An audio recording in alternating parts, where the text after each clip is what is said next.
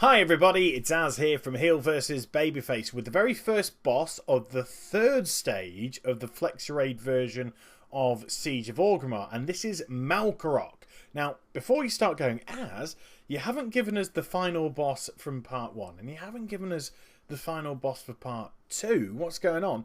Stay tuned for Friday, because on Friday it's going to be Final Boss Friday, and I'll be bringing you 3 videos for your viewing pleasure. We'll be doing the Shire of Pride, we'll be doing General Nazgrim, and we'll be doing Crazy Mental Devilsaur from here, well, which is commonly referred to as Thok the Bloodthirsty.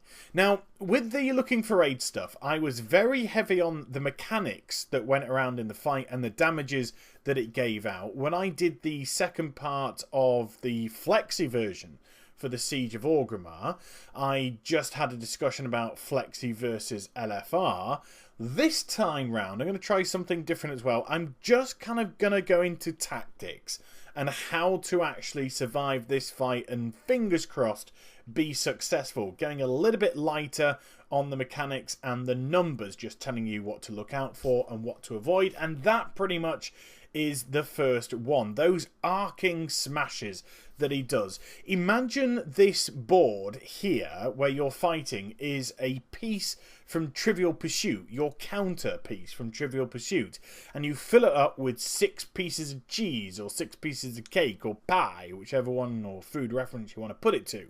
Those arcing smashes are basically like those slices which go inside your Trivial Pursuit counter. He'll do 3 of them, and after he's done 3, he'll do the Breath of Viscerage, and then the 3 areas that were affected by the arcing smash will light up and do colossal damage if you're stood on them. So you've got to pay attention to where these arcing smashes land, like this one there to my right hand side, and when he's done 3, make sure you're stood somewhere nice and safe, so when it goes off you take no damage. Now you'll see that some people are being blasted up into the air. I was at the beginning of the fight. Nothing you can do about that. You just have to go up and then fall back down again. And then we have these 3 voids which appear after he's done one of his arcing smashes. You need to send 1 person into each of the voids, and they will soak up the damage that the void does when it explodes, roughly around 300 odd K or so. You can drop a cooldown and limit the damage should you wish, but if you don't, which we saw a little bit early in the fight, they will explode and deal that damage to all of the raid, so you've got to be very careful indeed.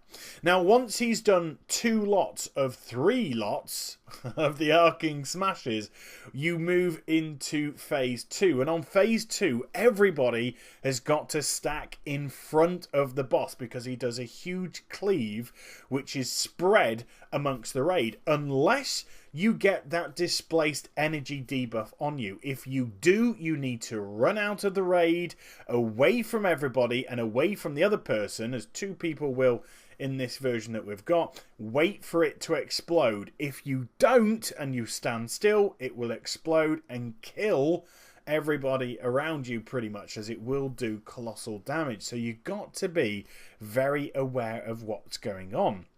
Now, to start the fight for healers, you can't heal people.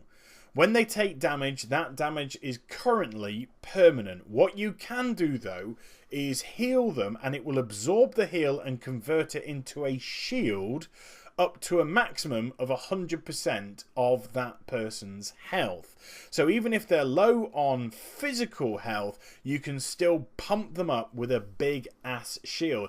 When the stage ends, suddenly everybody can get healed back up, and then it's rinse and repeat again. Now, when you go through something like this tactically, and I say all very calmly and pleasantly, everything seems to be fine. But look, we missed some of the voids there and they exploded. And it's unnecessary damage. We're getting a little bit excited because it's coming towards the end of the boss fight. It's only got about 20 mil left.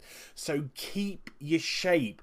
Look, we've lost another healer and a tank. It suddenly got very messy. If you just adhere to all the mechanics of the fight, the nice simple mechanics, then this will be a pretty cool and easy fight. At the same time, though, don't slack on the DPS because he is on a 6-minute enrage timer. But if everything falls into place, then you will get yourself the kill. So let me know what you think about this method of commentary for the boss fights as opposed to the other ones that I've done. And I hope you enjoyed the vid. Please do like, comment and subscribe. Follow me on Twitter, Facebook and Twitch for live streaming. I'll be back with some more stuff very soon. Take care, everybody. Bye-bye.